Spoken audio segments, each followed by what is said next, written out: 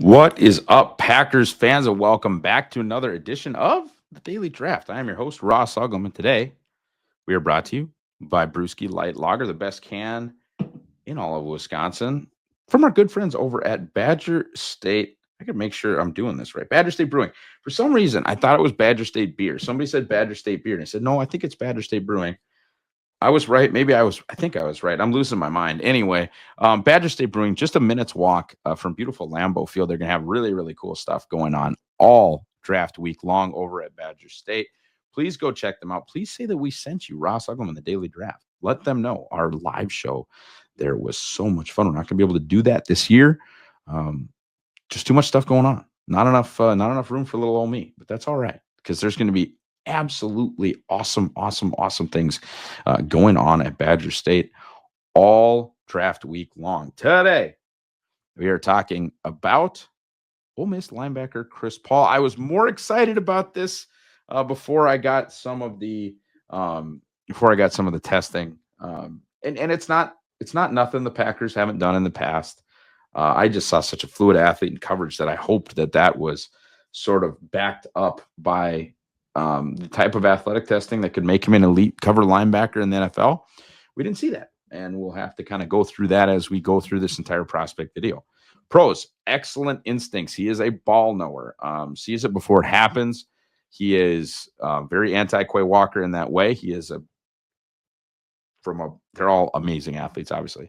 He's sort of a mediocre athlete with a absolutely like Harvard level football intelligence, where Quay is a super elite athlete that sometimes doesn't drop to depth, sometimes shoves a ref, sometimes whatever. This is turning out to be Quay bashing, which I guess I didn't really plan, but my point is like he's the anti-Quay. He gets it done with kind of instincts and football smarts, even though some of the athleticism stuff, and he did run a full profile, is not great.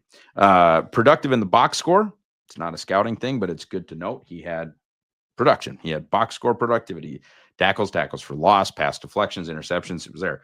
He was the lead communicator for Ole Miss's defense. So he was the green dot guy, or he was, I don't think they have a green dot in college for the defense, but he was who took the signals from the defensive coach and communicated to the rest of the Ole Miss defense. You like that kind of guy, kind of that team captain type vibe. I don't know if Chris was a captain. Should have done that part in the research, but absolutely the lead communicator and a guy that you would think, although size might tell you something different, that he could maybe be a green dot guy in the NFL. But we'll talk about that later.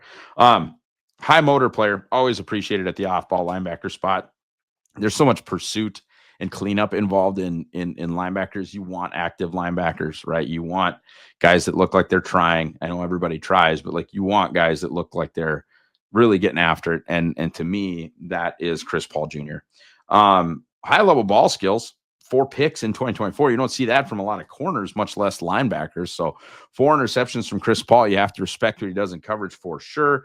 Does a good job of beating blockers to the spot.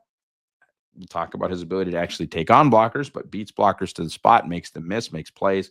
Really good football player. I want to stress that he is a really good football player. Very fluid athlete in coverage, at least like I said on film. We're going to talk about these agility scores, but on film, changes directions well. I think again, but we're watching like a super processor mentally, and a guy that is making up for some athleticism issues. Because we'll talk about some of these problems that might rear their ugly head at the next level. Understands route concepts and where he needs to be, and drops to depth. That was something that drove me nuts about the Packers linebackers this year. You know what else would drive me nuts is if you guys don't buy the Green Bay Draft Guide powered by Packer Report. Link in the description here. Link in your podcast description as well. And please use promo code DAILY for $1 off. Get my 7-round mock draft. Get Jacob Morley's Packer People, and get Jacob Westendorf's very interesting article about whether or not the Packers are being passed up by the rest of the division. You'll have to buy it to find out the answer to that. Again, promo code DAILY, $1 off. Cons. Athletic testing did not go well. Why? Short arms, 29-inch arms, a little over 29-inch arms. He is shorter than 6'1". He is 222. He's a safety size, basically, a strong safety size. And in addition to that, he ran an okay broad jump, or excuse me, jumped an okay broad jump, but ran the shuttle at the 41st percentile and ran the 3-cone drill. And we know the Packers love the 3-cone drill. Doesn't really matter the position. Ran the 3-cone drill at the 23rd percentile for linebackers. Agility poor at that size. You don't love that. If you're going to be that small at linebacker, you better have elite change of direction ability, which, by the way, shows up on film. But you have to throw a red flag next to it when it's this bad in the testing, because bad athletes are often exposed at the NFL level. I want to reiterate, I love Chris Paul Jr. I really do. I have to be worried about some of this stuff, and especially him being 6'7", 222. I mean, that is the size of a strong safety. That's worrisome, because then you can't play Mike, and you have to play the weak side. And is he even athletic enough to play the weak side? That's all the questions coming in with Chris Paul Jr. Could he be a coverage linebacker? Maybe. Like, could he be a nickel linebacker? Sure. We'll talk about that. Goody doesn't like that stuff, so we'll go on a little bit there. Not much for taking on blocks. He goes around them. Not very strong at the point of attack. Far better at zone coverage than man, which you would understand when you see those agility. The change of direction stuff, when you're literally guarding somebody who's going to change direction, is super tough. It's really hard. Not everybody is Darren Sproles, but even less shifty backs out of the backfield will give Chris Paul trouble in man coverage. He is small, even for the modern linebacker, and he occasionally doesn't tackle as well as he should. That could be a size issue. That could just be a being short and light with short arms issue, like an unfixable issue sometimes with Chris Paul. Packers fit. He's what they need, but he's what they don't take. Gutekunst will fear playing him on base downs if a starter gets hurt.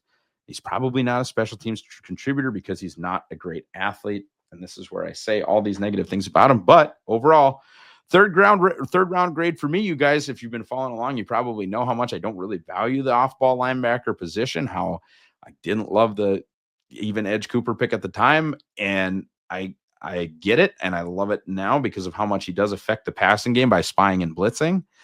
But just your lunch pail linebacker, not my thing. Hated the Quay pick. I still like Chris Paul Jr. as a third rounder. And to me, if you're a top 100 pick at a linebacker, it means I really like it. People might not agree with that. That's fine. I think if they can take Oren Burks in the third round, they can take Chris Paul Jr. and have him be a coverage specialist, have him be a third down specialist. They probably won't. I don't see him as a likely Packer. I would be very happy to be wrong. Drink Badger State, buy the draft guide, and go Pack Go.